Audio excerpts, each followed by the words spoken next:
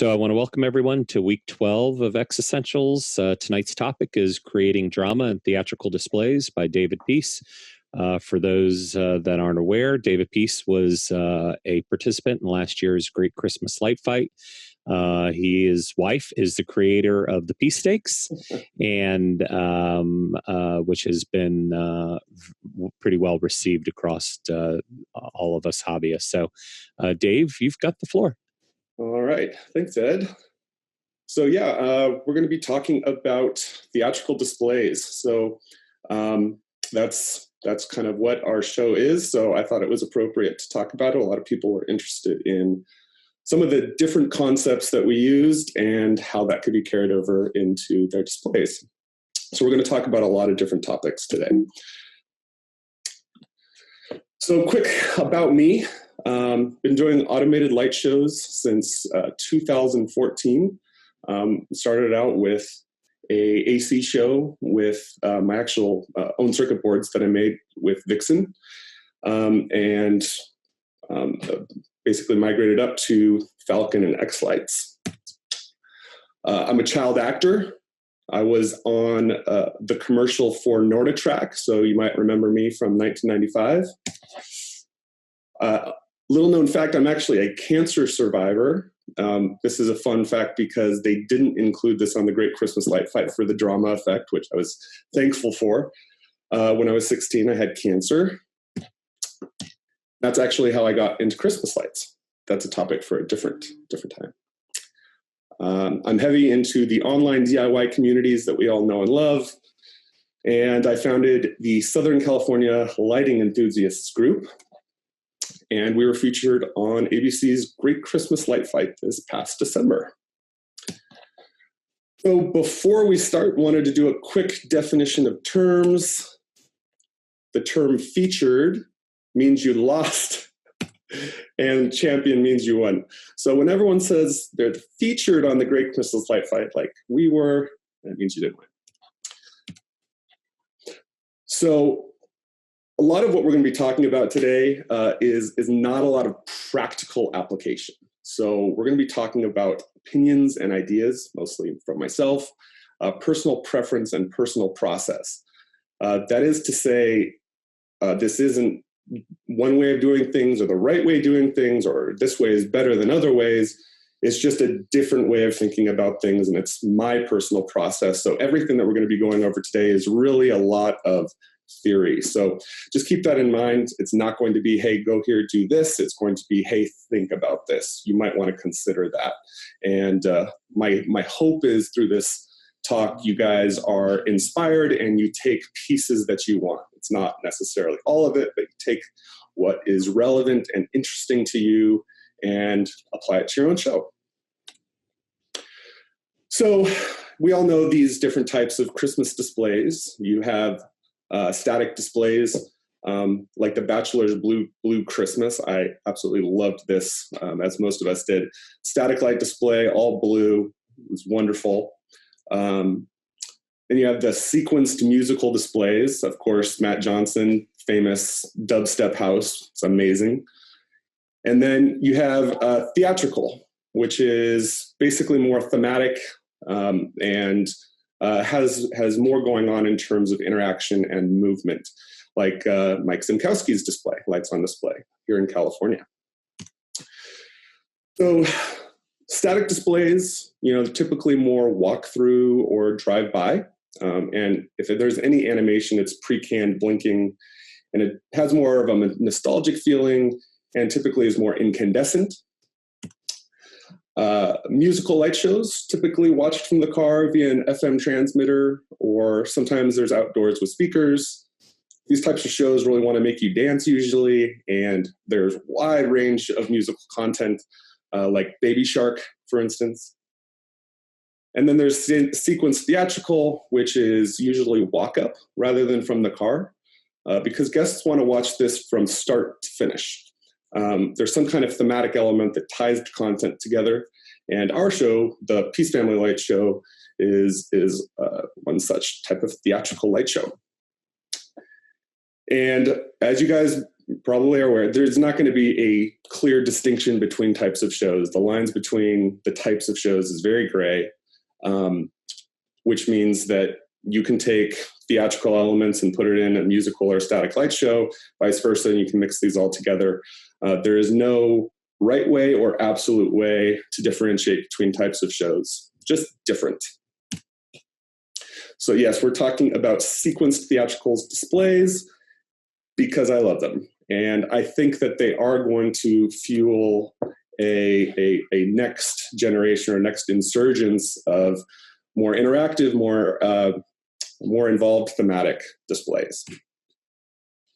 So let's dive in. So when you talk about a theatrical display, there is usually some sort of theme, some sort of story. And what I like to say about that is just, you really got to think outside the box. You're creating your own brand, and what you're doing is trying to create something that's memorable, right? The more different it is, the more memorable it will be. So, when you think of a DJ Elf or Santa being shot out of the sky by pirate kids, those are not going to be your typical Christmas ideas or typical Christmas concepts. So when you're choosing your theme, I just would encourage you to take a step back and think about things a little bit differently than you might think about them traditionally, because that makes things a little bit more interesting. Different equals interesting. Now, there is nostalgia. You can also go for nostalgia, but from a theatrical standpoint, when you're creating drama, when you're building a story, the more different it is, the more interesting and memorable I believe that is. So I say to try whimsy. So what is whimsy? So the definition of whimsy is odd or fanciful. Basically something that is not normal. That's whimsy. Everybody talks about, you hear this all the time, a whimsical Christmas show, a whimsical light show. Whimsy by definition means odd and different. So when you're creating your theatrical whimsical show, think different. When I first proposed our pirate theme online, when I was thinking about this a few years ago, people hated the idea. Pirates aren't Christmas, pirates are Halloween. I don't understand how you can make that work. And, that was kind of depressing when I heard that. But, we had this idea that it was going to all tie together in this very unique pirate story. So again, just encouraging some out of the box thinking with your story and your theme.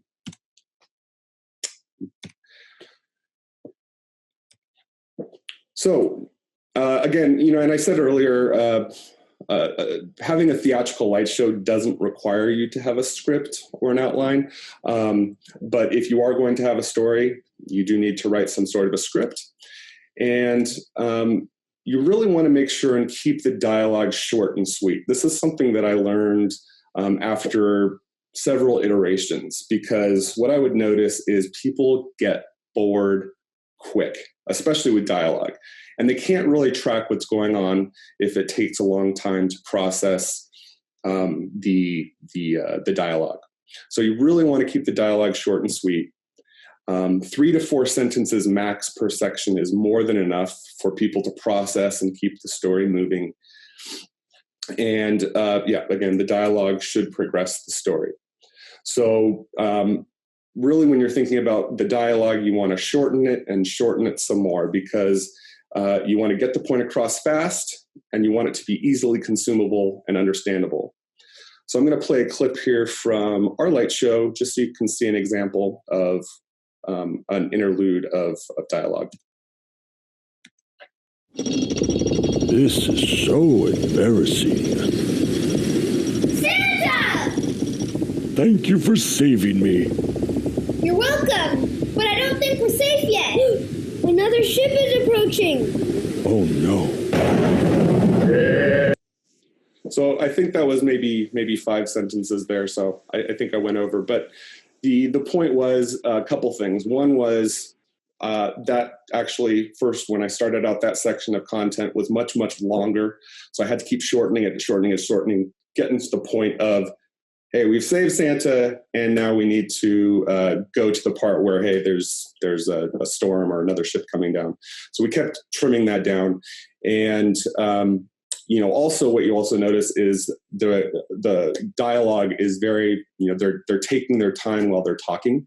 That was another thing I probably should have put here is make sure the dialogue is spoken slowly, because people have to process what's being said. You as the author, you as the director, you know what's being said. So when you watch it, it's very obvious. You can follow along, but the audience cannot. They're going to have a harder time keeping up. So you really want to make sure any dialogue is slow and well understood. So next, with the theme, again, making people care is pretty critical for them to keep their interest. And I swore I got that quote from Pixar, but I Googled it and I don't know where I got it from now. But the idea is to choose something where people can relate. You want to elicit emotions from them. So the content should be recognizable and relatable. In our case, we had our kids in there. We had Santa Claus. We had the traditional, hey, there's a reason that Christmas needs to be saved. So all of these things kind of tie into things that people know, but then just a little bit of a twist. If you do have a story, I would highly recommend having some sort of conflict as well, something that needs to be resolved. Just like a movie, right? You have to have, if everything was peaceful the whole time, if nothing had a conflict, it wouldn't be as interesting. So if you are doing a story, make sure there is some kind of conflict, something that needs to be resolved so that can follow through and people are invested in the story and invested in actually seeing the outcome. And finally, make it personal to you, involving your family. There's nothing more recognizable, relatable, and personal than your family. And since you're spending so much time on Christmas anyways, it's good to bring the family into it so you're spending more time with them so that they can be involved as well.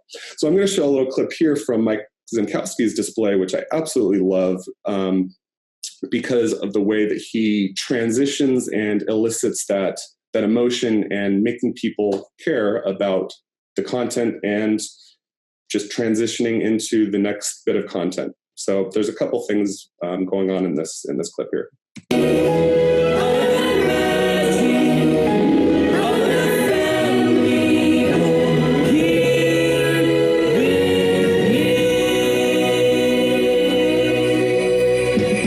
everyone, you're in the mix with DJ Jingles. Let's get this party started. So that little clip encompassed so much in my mind in terms of a planning perspective. It starts out with this very emotional scene of them winning the Great Christmas Light Fight, and with his mother, and a very, very beautiful moment. And then it transitions with a couple quick sentences from the DJ Elf into a fast, upbeat song.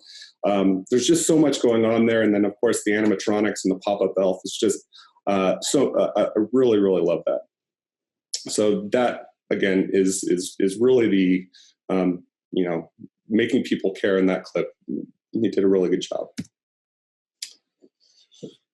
So the other thing the dialogue needs to do, in addition to progressing the story, is reminding people what the story is.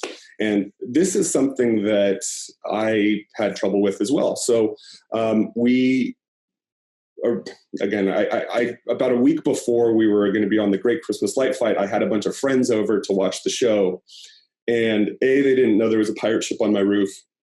And B, they kind of lost the story. So in that last week, I read it a lot.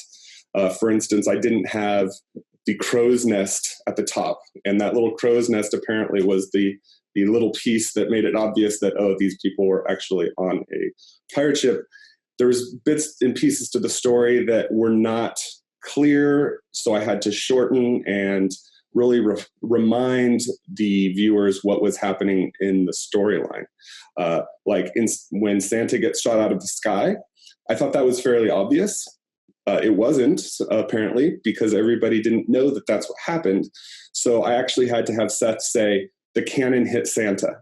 And that seems so obvious, but I actually had to call that out because people didn't realize, they didn't connect the cannon shooting with Santa falling out of the sky, that those were connected pieces of the story. So remind the viewers what they're watching, and you just need to be very obvious.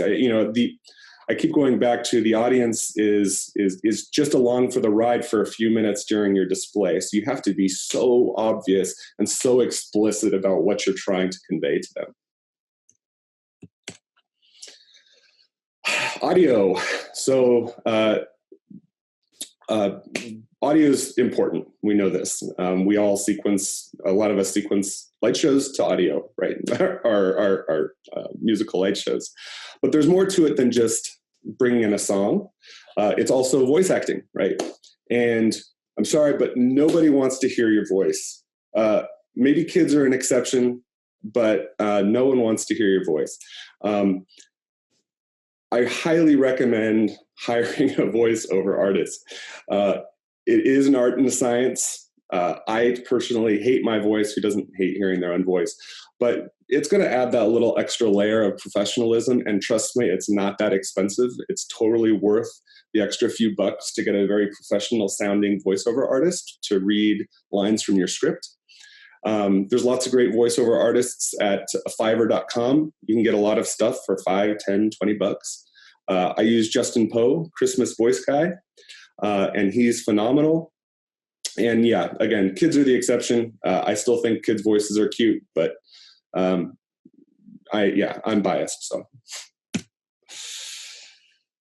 okay, so sound effects. Our light show has, I don't know the number, but a lot, certainly over 50 or 60 different sound effects.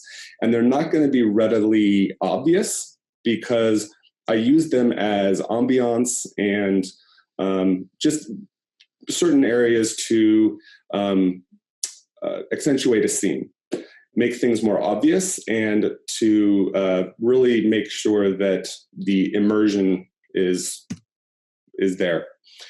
So songs might be boring on their own. So the Pirates of the Caribbean song that we had was the worst song that I've ever had to sequence. And the reason is it's extremely boring and repetitive. You know, it goes dun dun dun dun dun dun dun dun dun dun. And it just does that over and over. And from a sequencing standpoint, that's really tough to be creative and interesting. So sound effects were my saving grace in that respect, because then I just started picturing like, okay, well, what could be happening at this time? And we had the lightning strikes and we had the cannons shooting. So I was adding different sound effects in there just so I could sequence to those sound effects to make the song a little bit more interesting because it was so repetitive. So I use audiojungle.net for print all of my sound effects. Most of the stuff you can get for $1 or $2. You can see here I searched for Canon and I got 137 different types of Canon sound effects. So very cheap to download, and it adds so much to a scene, especially when you have like a song like Pirates of the Caribbean, which is so repetitive and so boring on its own. It really adds a lot. So I'm going to show a couple of clips. I edited these together to show one without sound effects and one with sound effects, just so you can kind of see the difference. Well, it's not obvious. It's not obvious that those sound effects are there, but they certainly do add to the scene. So first we'll do without sound effects.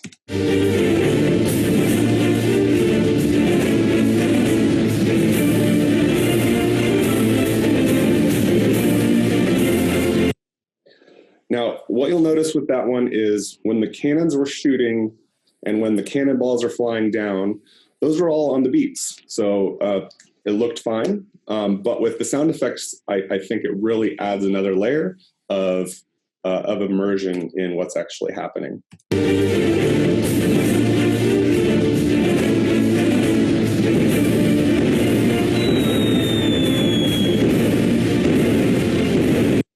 So that was just a small piece, but you can say that, you had the cannons firing, you had the whistling noise of the cannon shooting through the air, which I believe was me just whistling. and I just tuned up the pitch really, really high. And then the sound of the explosion hitting the ground. So really highly encourage the use of sound effects liberally, especially on songs where you're like, I don't know what to do with this. Hey, I'm just going to go throw in a sound effect and make something happen. I did that a lot with the Toy Story as well, with the different character voices in there. So I could just say, okay, well, this is the moment where Mr. Potato Head's going to come through, and this is when Buzz Lightyear is going to fly around. So just adding those sound effects really helps the creative process. I really don't like long songs. Again, personal preference. I typically tend to shoot for under a minute and a half. And if you saw the other xEssential by Carl Marsky, he goes over Audacity and how to edit songs, which is great. I typically I use Audacity as well. I typically edit them under a minute and a half. That's kind of my sweet spot. For a number of reasons. One, I like to have a lot of variation in my show, and I want to compress the show down, so 11, 12 minutes. So I want to be able to move from song to song. Also, I hate repetition. I try never to repeat the chorus more than once. And I try not to have long interludes of repetition. If you guys have done the happy song, come on, yeah. It's like 6 minutes of the same thing repeated over and over again. And it's fun and it's catchy and people love that song. But from a sequencing standpoint, at least in my opinion, my creativity goes through the floor as soon as I sequence one bit of one section of song, and then I hear it repeated over and over, and I'm just like, I don't even know what to do here anymore. So it just makes sequencing easier. Yeah, so again, there you go. Use songs with lots of audio variations is my advice there. All right, so let's dive into props, sequencing, and content. So just like we're talking about making sure there's not a lot of repetition in your songs, we want to make sure you're not having a lot of repetition in your effects either. A lot of times people will do lots of whole house effects, and that's fine.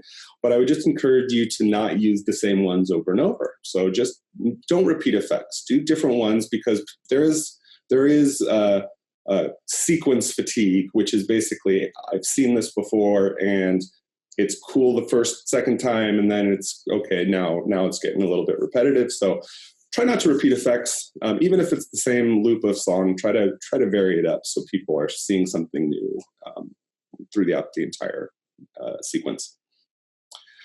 I typically like to make sure that all of my props have a purpose other than just looks cool. I know this is very, very difficult. There's lots of things that look cool. So I would just give a challenge to say, have at least one physical element in your show that you only use once. And what I mean by that is leave it dark the entire show, except for one time when you want to use it. And this does a lot of things. Well, number one is the audience is going to see this dark thing sitting there, and they're going to wonder, when's it going to light up? What's it going to do? So you're creating a little bit of anticipation. And then let me back up. So we actually had a barrel this year that we had in the front yard. And the only reason I added that barrel is because we had an incredible sequence with Baby Jack Jack is stealing Santa's presents. And Jack Jack steals Santa's presents, goes into the ether world, and comes back, and he shoots his laser eyes at this barrel. So the only reason the barrel was there, the only reason the entire show that it lights up, was just so it could catch on fire from Jack Jack's eyes. So the audience can then see that barrel, know that something's going to happen. They're not seeing it light up. So you're building drama just by having something there that people didn't know why it's there. And it only has one use. We also had the presents in the window. When they find the presents in the windows in the small garage, they're dark the entire show until the end. The collapsing mega tree. So there's different physical elements that you should only use once, and that surprises the audience and keeps things interesting and makes it so that there's not stagnation in your show. Yes.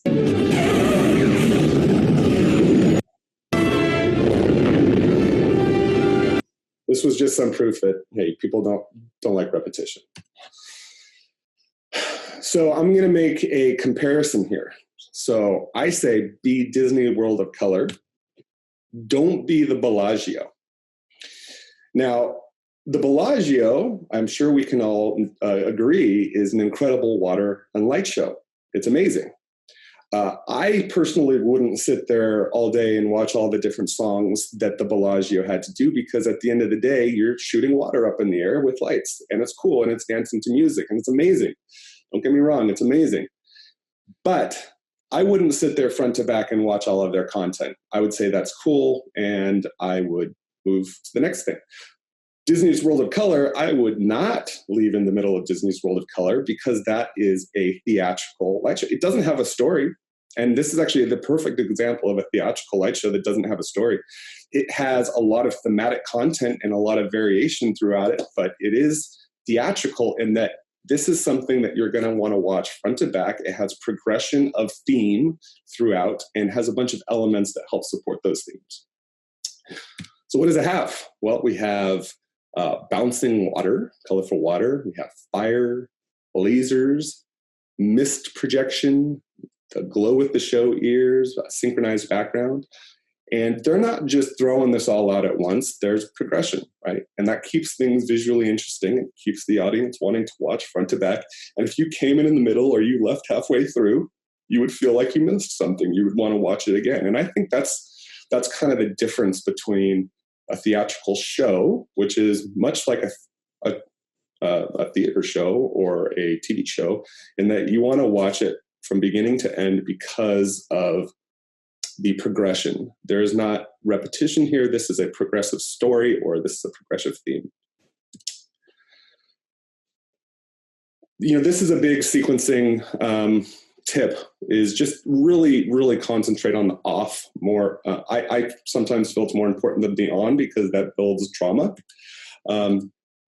It builds visual impact, right? You don't want to blow all the visuals at the start. If you start your light show with all of your lights on, bang, you've kind of eliminated a little bit of the build, a little bit of the impact that you're trying to drive. So, I tend to tell people, start slow and build with your light show, even as it pertains to the sequencing. You want to have a build of your show, and to have some sort of surprise at every bend, right? You want to have surprises through every sequence if possible, because there's something that somebody hasn't seen before. And just throwing on everything at once right at the beginning kind of shows your hand, shows your poker hand, if you will. So hold some stuff back. And I know it's hard because you spent all this time and money on the lights and you want to show it off, but hold it back and let the show build. Customize your props. Well, we all know about the Peace Family pixel stakes there on the ground. That were my wife's idea. Have some unique props that are all your own, and I don't mean something that you want to be known for necessarily. Just something that hasn't been seen before, that makes your show interesting. Just like the content, you want something that makes you stand out a bit. What ties your props to your theme? What makes them different and memorable? So this, like I said, this was just doing a test pattern with that barrel that I was talking about, that was only there just so Jack could shoot it. So have some unique props that are your own. Try not to go all off of the shelf, because then it shows that you've bought the same things a lot of other people. And again, there's nothing wrong with that. You're still entertaining your audience, and people are still joyful and they still love it. But as this hobby grows, you might want to just consider, hey, maybe people have seen these types of props elsewhere, and you want to make things a little bit unique and unique to your show, and tie into your props, tie into your theme. So making things move. This is something I'm very, that was actually one of the key things we wanted to do with our light show when we were going to be on Great Christmas Light Fight, was I wanted some stuff to go wrong. I didn't want this to be the happy Christmas light show. I wanted there to be a conflict, and I wanted things to break.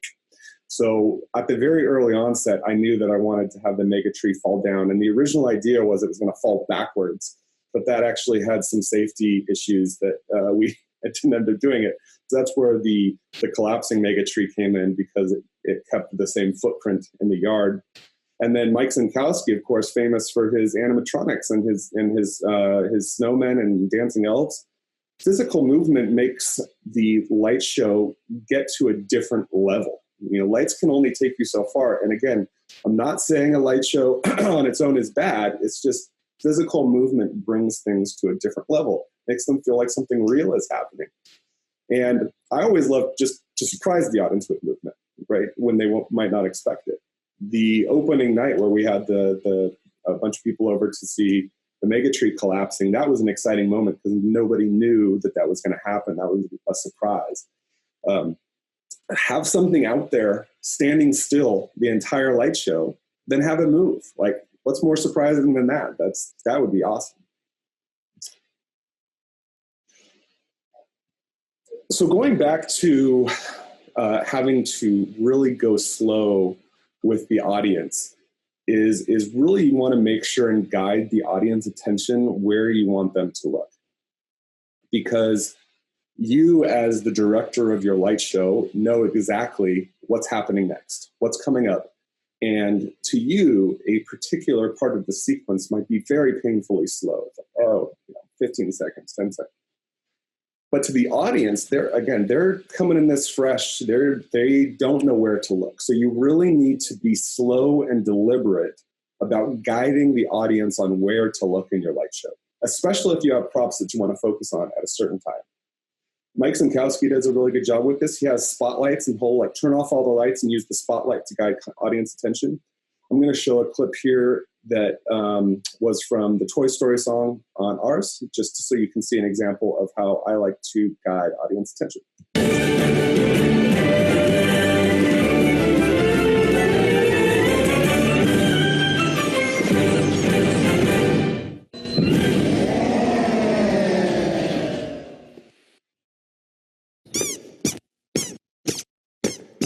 Now that little sequence of the aliens bouncing across the yard and then zeroing in on the lights on the presents was all just so I could focus the audience attention very slowly and deliberately to those windows.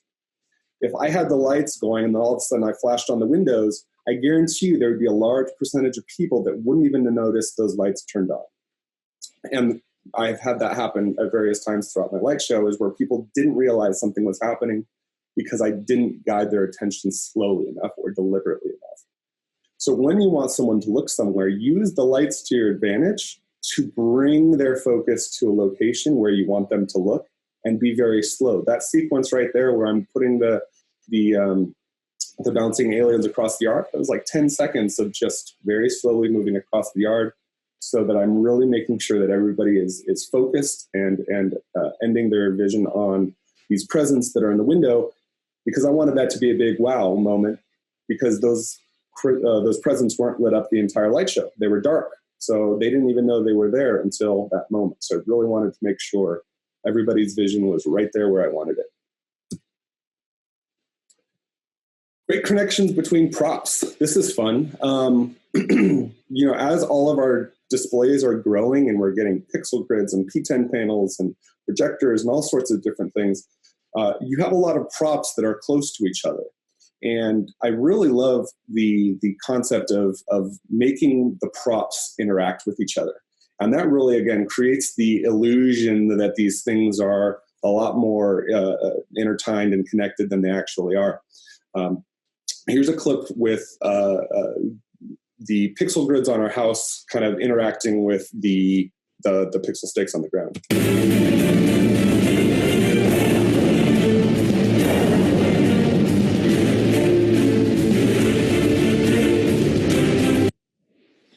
And there's lots of, like I said, I had the baby Jack shooting the laser eyes out at the barrel to catch it on fire. There's a lot of fun things you can do with the props in your display that are close to each other to make it look like they're connected. So think of some interesting ways. I'm sure you can think of lots of creative ways to connect your props because they are close to each other. And here's another way to do that is with the projector, we had the grid on the house, and we had the pixel sticks on the ground, and then the projector on the top, and how those all could tie together. We can zoom all the way to the moon on this great wide wacky world. Jump with me, grab coins with me, oh yeah.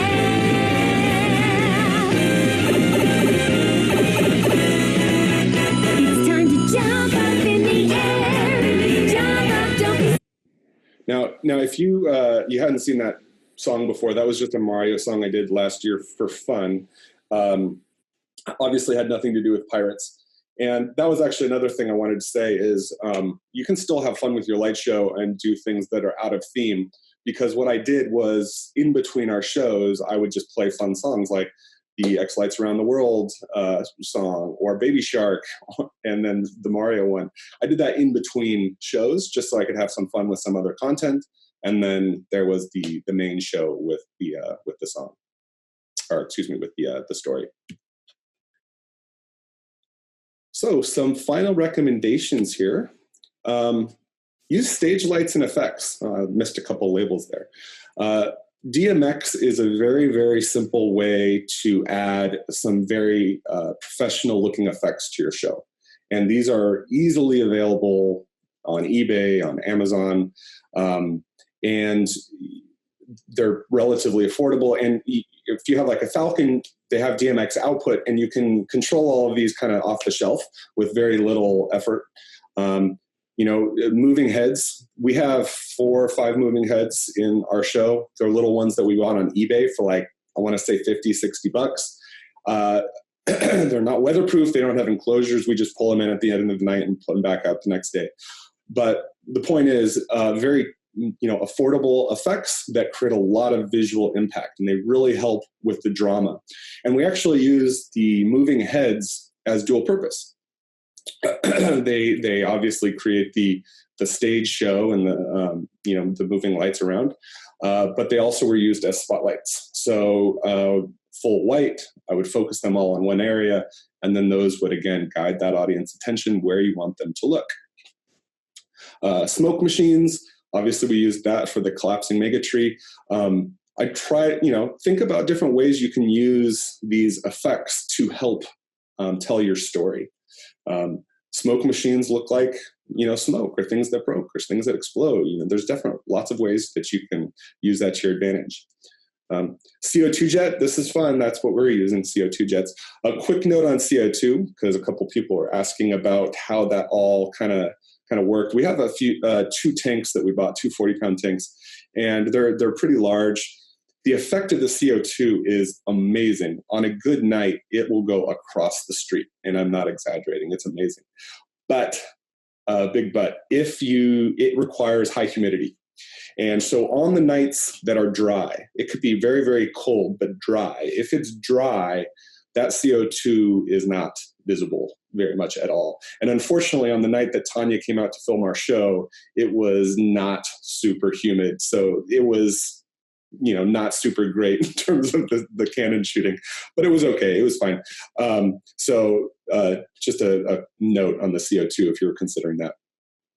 If you just wanted to dim some lights, you could just get an AC dimmer. Just plug in some incandescent lights, floodlights, colored lights. That's a really easy way just to do some AC dimming. Bubble machines. We had bubble machines in our show. Floods. Lasers. So lasers can be certainly dangerous. You don't want them facing towards the audience, but you could do some really fun stuff with them pointing towards the ground or towards your house. And if you add some fog to that and smoke to that, that'll really look rad as well. And cold sparks, I've seen these used. I haven't used them myself, but those look pretty rad too. And I think they're safe because they have lots of pictures of people at weddings using them. But how cool for a finale to shoot up some cold sparks. And I think those are safe. And these are all DMX. So again, this is a common protocol that has been used for years and years for stage lighting. You plug it into your light show and you sequence it in xLights just like anything else. It's pretty cool. So there's a lot of stuff that we talked about today. When you're talking about the theatrical light show, there's a lot of pieces, right? You are the writer or the director, the audio engineer, the video editor, the producer. et cetera, et cetera. You're all of these things for this production. So you need to start early. And this is, we always talk about starting our light show early in general, because if you wait till September, October, November, you're going to have a really rough time getting ready for Christmas. So we always say start early, right? But really for a theatrical light show, if you're trying to do the full production, the full story and everything that comes with it, you really need to start really early. And I mean January. I mean, you really got to start earlier. So January to April, that's when I start planning and buying all of the stuff that I need for my light show. So by the end of April, you should really know what your plan is, at least have a rough outline and make sure you're buying all of your stuff. That is because once you get to summer and fall, your orders will be late, especially in fall, because that's when everybody buys their stuff. They're like rushing to get the things they need for Christmas. Everybody's doing it at the same time. So if you get your props early, January through April, you won't have that stress, and you'll be able to order the stuff that you missed, because I guarantee you'll forget things or got something wrong. May through July, that's when I do my construction, right? So I'm going to be doing sequencing, I'm going to be building props, I'm going to be making content, doing audio editing, video editing, things like that. And then August, once you get your sequence and your content together and your props built and you realize, oh, I missed something, you're going to have to buy your stuff at this point. Prepare for delays, but at least you're going to be so far along the process that's not going to be as critical as if you had bought your stuff in August initially. Can you imagine buying all of your props in August, building everything, finding out in September or October, oh, I missed something, and then having to wait 6 weeks, however long it is, to get your stuff? Super stressful. So don't let that happen. Buy early, and then that way you have time to mitigate your mistakes. September, October, so really we're just putting final touches on the stuff that we've missed throughout the year. And in November, we put up the show. Maybe you put it up earlier because you do a Halloween light show. So test it and cry when your friends and family don't understand the story. So I put this up there again because I had everybody out, and the one rule was, you're not allowed to say that this was an awesome show. You just need to give me critical feedback, right? And nobody understood the story. They couldn't follow along. So that is to say, get it up early, get feedback early. That way you can iterate if you need to. So December, you can enjoy the sweet, sweet joy of the holidays and prep for the next year. Oh, yeah, I was just talking about this. So get a buddy. My brother-in-law and Lee Lindquist, those are kind of my two truth tellers. Basically somebody that will tell you the truth, even if it's not something that you want to hear. If they tell you that it's perfect, you need to get a different buddy to give you your feedback. Because what you want is somebody that's going to look at your light show with a critical eye and give you feedback that you might not otherwise hear. So get a truth teller. Why is your light show different and memorable? Your light show should have to be seen in person for the full effect. You can say, I saw Phantasmic on YouTube, but it's not the same as being there and experiencing it for yourself, right? So, and I think, again, going back to what makes a theatrical light show different, there's the drama, and there's the effects, and there's the story, and there's the theme. But really what it all comes down to is it's something that you have to experience. It's something that you have to be there to really enjoy. You're seeing it on YouTube is great. Being there, totally different experience. So make your light show something that has to be seen in person. Yeah, and a good theatrical light show is really an experience that makes the audience feel like they took part in something unique and special and magical, something just for them. It really is a magical feeling. Oh, and we talked about the Mario song and the other things. So in between our typical light show, we just had a little intermission of of fun songs that people could just enjoy that were outside of our primary story. So prepare for congestion. There's no way around this. We all get, various levels of traffic regardless, especially when you have a bigger display that's well publicized. But with theatrical light shows where there's a beginning, a middle, and an end, your guests are going to want to see all of it, right? And if they come halfway through, they're going to wait to see it again. So traffic is going to be an issue. I say, talk to your neighbors early and often. I talk to them starting in August, September about what I'm planning for the holiday season. Make sure I get all of their concerns. Make sure they know that they can call me if they have any issues. I know not everybody can do this, but I am a huge proponent of forcing people out of their cars and getting on foot. Ryan Casper Cook actually gave me this idea because he had such success with it at his house, where people were coming in through the loop and it was creating lots of issues with traffic for him. So instead of running his show every night on an FM transmitter, he actually just scheduled a couple times where the show was going to show, where people would have to park away from the show and walk up.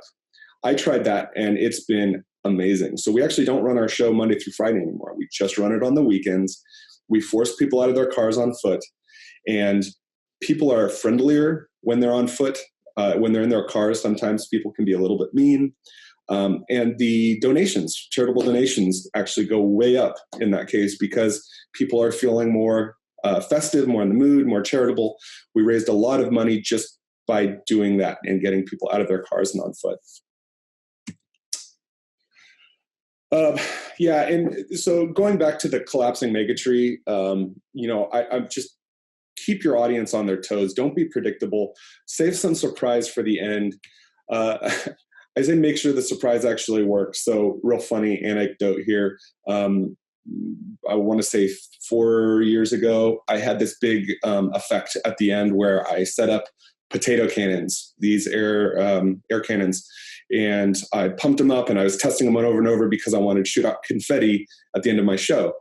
So I had 4 of these confetti cannons. They were primed. I tested them over and over and over again. They worked great. They were sequenced with the show. A big explosion of confetti at the end.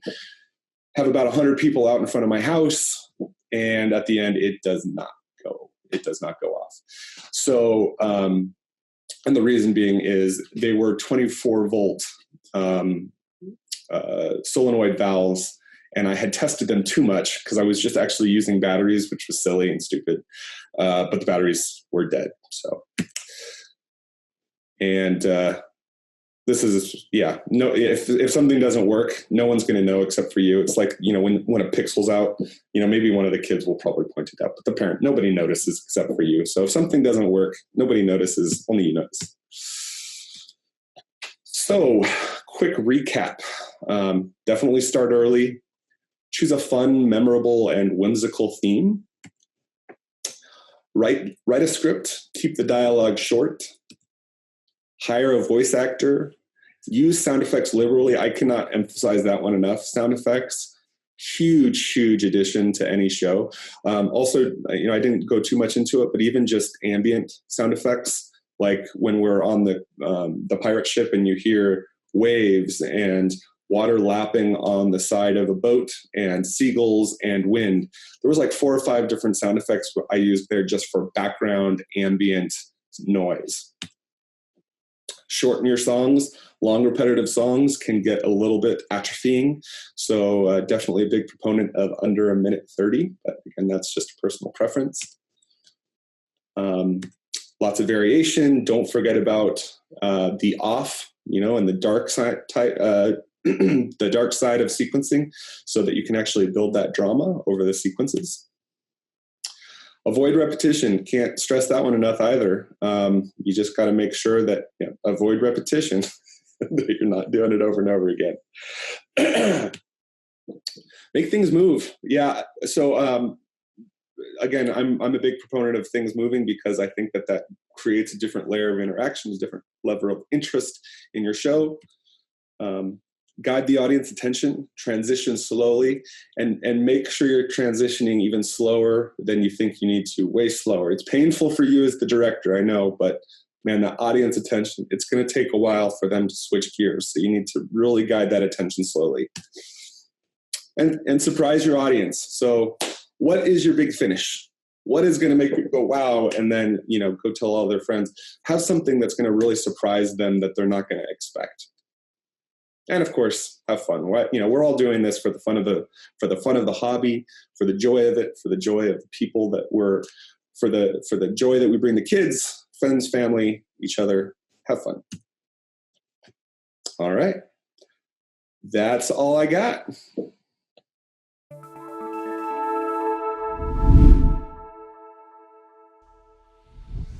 The xLights project exists because of people like you. Help continue the project by making a donation today at xlights.org/donate.